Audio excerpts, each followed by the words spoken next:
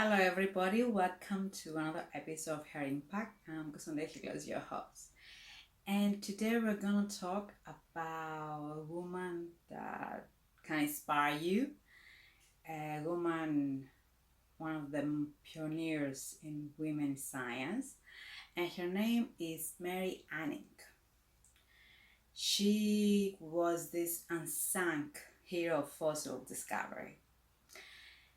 And she's an inspiration for every geologist that happen to be female, and also is inspired to the Hollywood film Colmonite, which Kate Winslet, sorry, not Kate Winslet, Kate Winslet is Anna Mary Anning.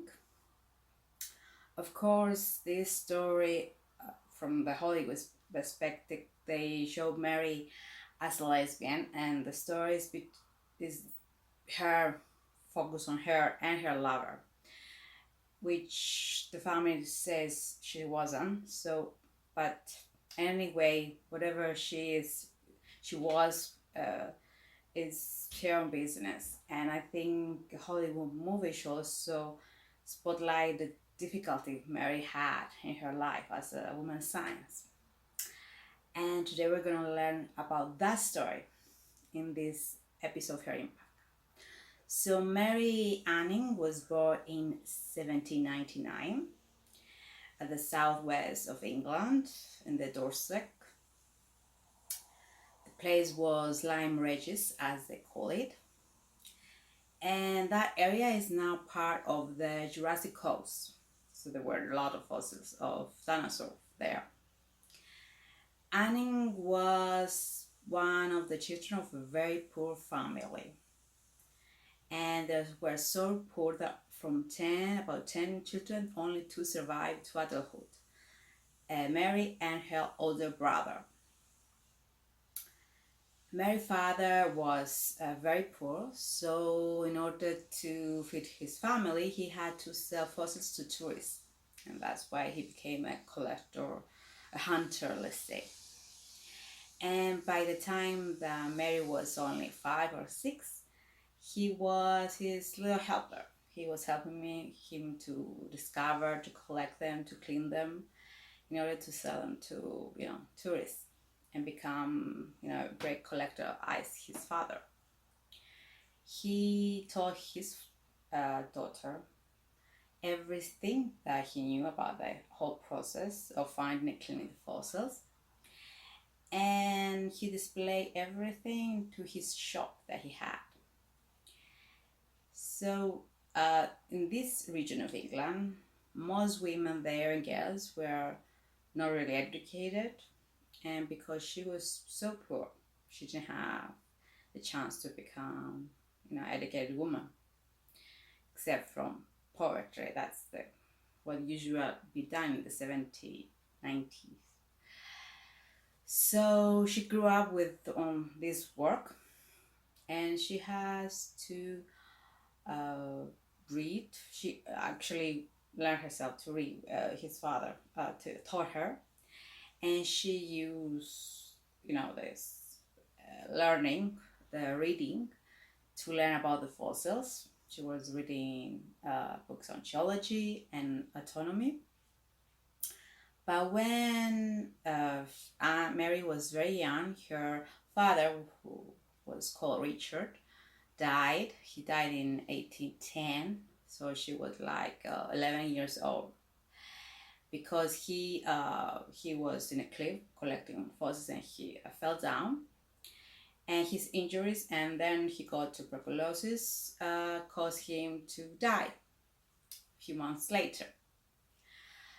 So just 1 year later, and because again the family was poor, Mary continued the business of his father, just 11 years old. And when she was 12, her brother noticed something like a strange skull fossil, and Mary take the time to dig it up and clean it.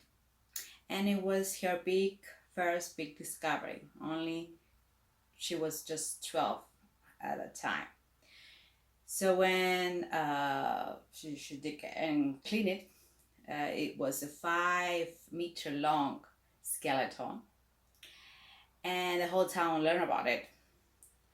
And the scientists actually thought it was crocodile, but it was not. It was a dinosaur. Even the father of paleontology then, called George Cuvier, had don't even started introducing about the whole extinction theory. Imagine Charles Darwin, Origin of Species. They would need another 48 years to publish this work.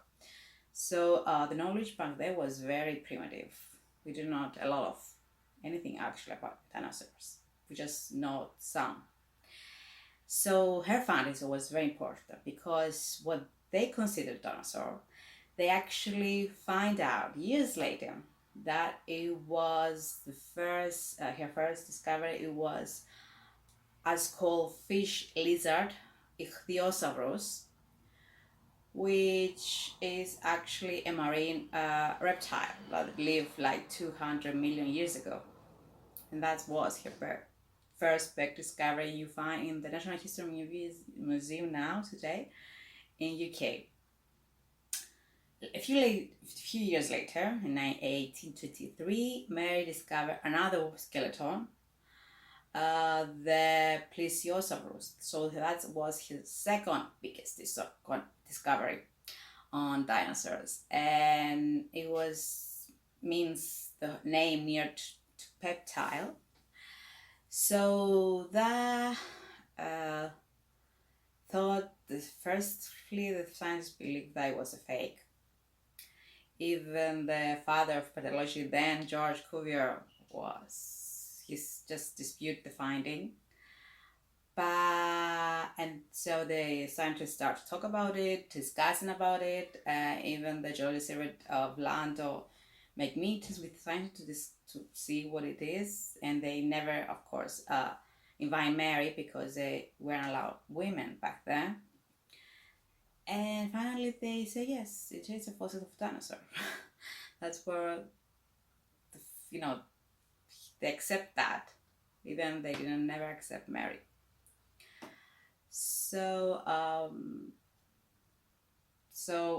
these two discoveries were mentioning by scientists all the time, but they never credit her that she discovered them. So they never recognize her work. Although many scientists all over the world, from Paris to Lando, they visited Mary, discussing about her discoveries and asking her opinion on the fossils that she was finding on, other fossils all over the world.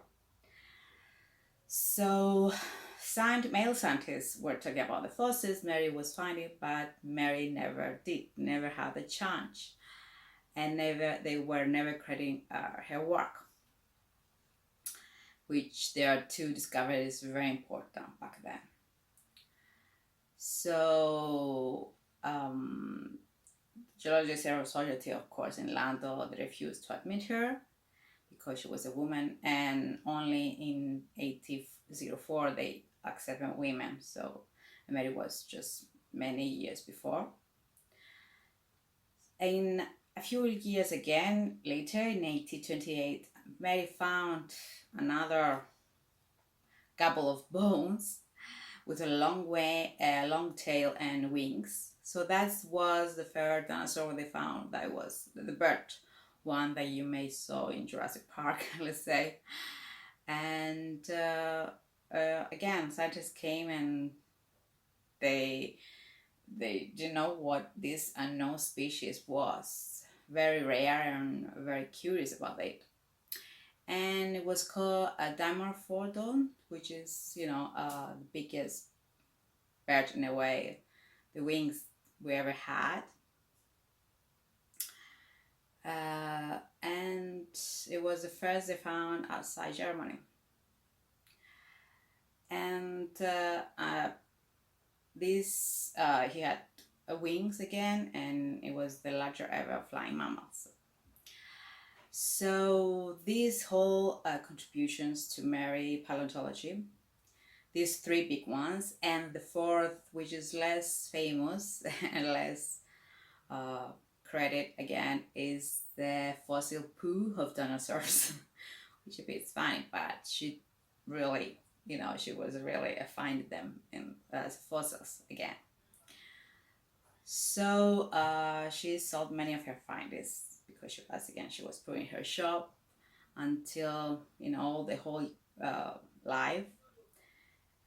People found travel over the world to find her fossils, and many museums struggle because of the high demand. They struggle to find fossils because of her.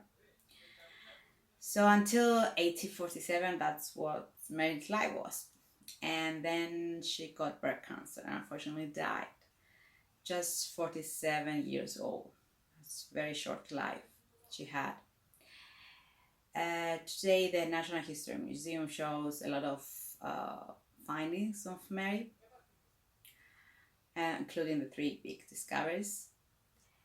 And well, I guess that UNESCO consider the Jurassic Coast World Heritage Site. And because of Mary and her findings, we can go there and maybe discover our own fossils. If you dare to go, that's really great trip to, maybe you find a big discovery, you never know, with paleontology. So that's the story of Mary, that she was a woman in science. And although she was not educated in science, she discovered so many discoveries, because she has the curiosity of a scientist. She had the determination of a scientist, but she was never educated as a scientist. And we consider woman in science because she made a lot of contribution to the science of paleontology. So that's the story, and hope you enjoy Mary and her big adventure in life. Hopefully we will keep celebrating her. Thank you for being with me again on Her Impact, and I'll see you next time with another episode. Make science to your superpower.